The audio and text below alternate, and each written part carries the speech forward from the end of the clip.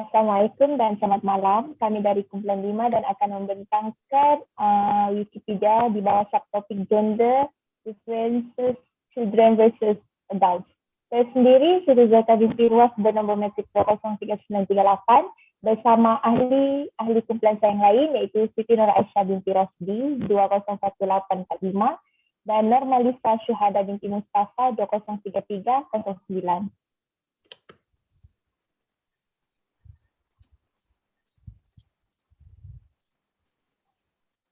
Okay. Tajuk teks yang diberikan iaitu perbezaan jantina antara kanak-kanak versus dewasa.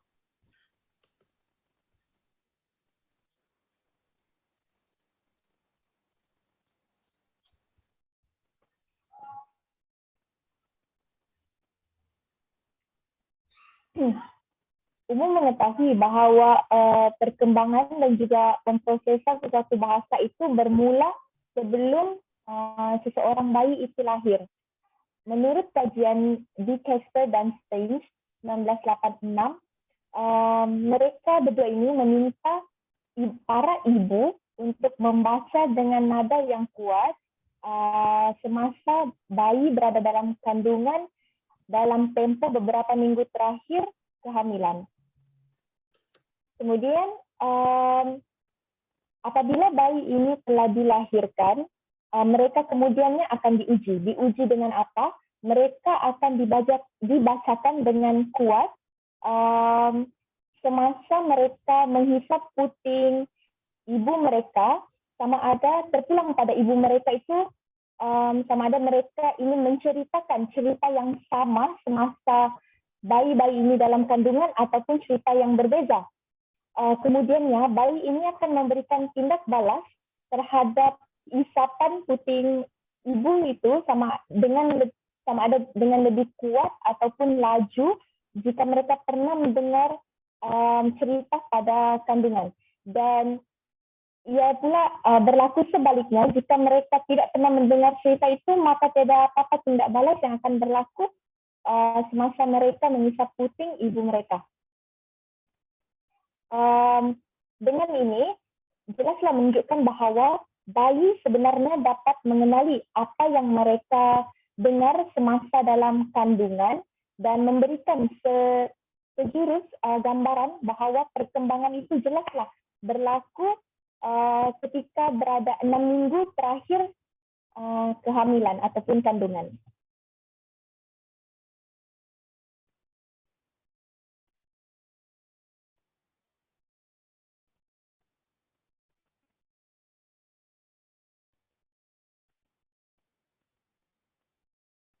Tentang seterusnya.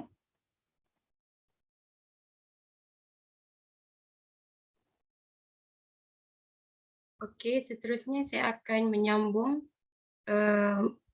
slide ini, iaitu dengan sepanjang tahun pertama bayi dalam kehidupan, bayi berkomunikasi dengan gerak isyarat saja.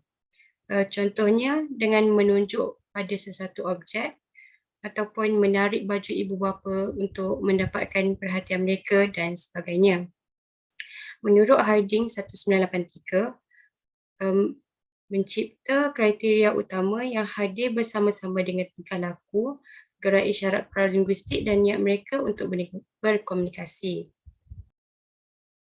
Okay, maafkan saya. Terdapat 3 kriteria utama yang sesuai dengan gerak isyarat pralinguistik, iaitu menunggu, kegigihan dan pembangunan rancangan alternatif. Saya akan menyambungkan pembentangan bentar tadi. Okey, di sini dapat kita lihat bahawa apabila kanak-kanak itu telah mencapai umur antara 15 hingga 18 bulan, kita boleh lihat pemulihan bahasa mereka itu telah perlahan-lahan berkembang dengan pesatnya. Jika tadi kita lihat mereka dapat mendengar bunyi, namun pada umur 15 hingga 18 bulan ini berlaku sesuatu lonjakan di mana bayi ini sudah mulai untuk mempelajari perkataan yang membentuk ayat dan pengakhiran bahasa yang boleh ditafsirkan. Menurut Elisa Newport et al. 1999, mendapati bahawa manusia ini belajar terlebih dahulu tentang bunyi bahasa seperti saya katakan tadi, dan kemudian beralih pula kepada cara bercakap bahasa tersebut. Dengan ini, jelaslah bahawa daripada langkah sebentar tadi, bayi kemudiannya dapat menentukan struktur bahasa dan perkataan. Okey, di sini kelebihan wanita nampak dengan jelas kerana ketika bayi berumur antara 16 hingga 22 bulan telah diperhatikan interaksi dengan ibu mereka.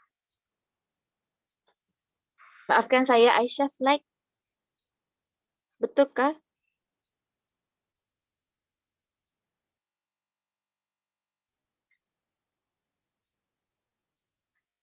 Okey. Saya sambung balik. Okey, saya ulang balik. Di sini kita boleh melihat kelebihan wanita nampak dengan jelas kerana ketika bayi berumur 16 hingga 22 bulan telah diperhatikan interaksi mereka dengan ibu mereka. Okey. Hal ini dikatakan kerana bayi itu menunjukkan pengeluaran pertuturan yang lebih spontan berbanding lelaki.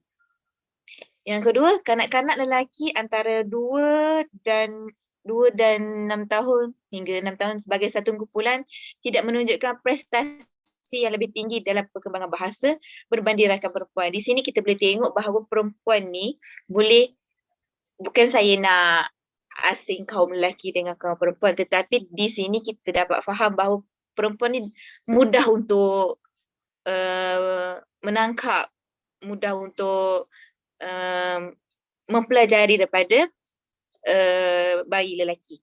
Okey, yang ketiga ialah kajian yang telah dikaji ialah kajian yang menggunakan populasi dewasa 18 dan ke atas.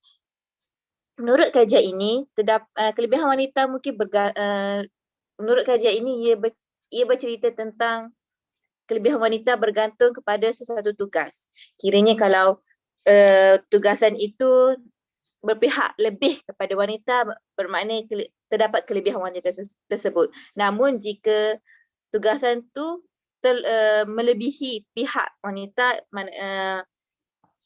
maka pihak wanita tidaklah ada kelebihan tersebut. Yang terakhir, terdapat kajian kajian yang ditulis oleh mereka iaitu 5.5% kanak-kanak Amerika yang mengalami masalah bahasa, 7.2% adalah lelaki dan 3.8% adalah perempuan.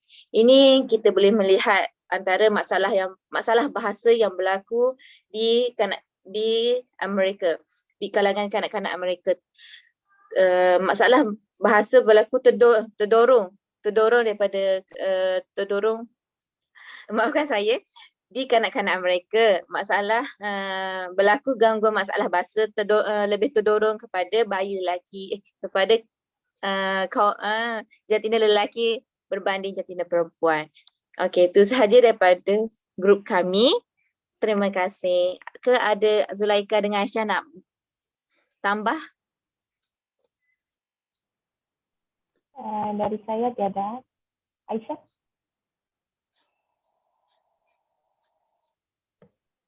Saya pun tiada.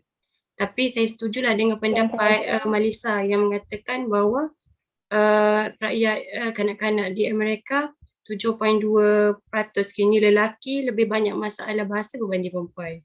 Jadi okey, saya setuju. Itu sahaja daripada kumpulan 5 kan. Sekian, terima kasih. Terima kasih.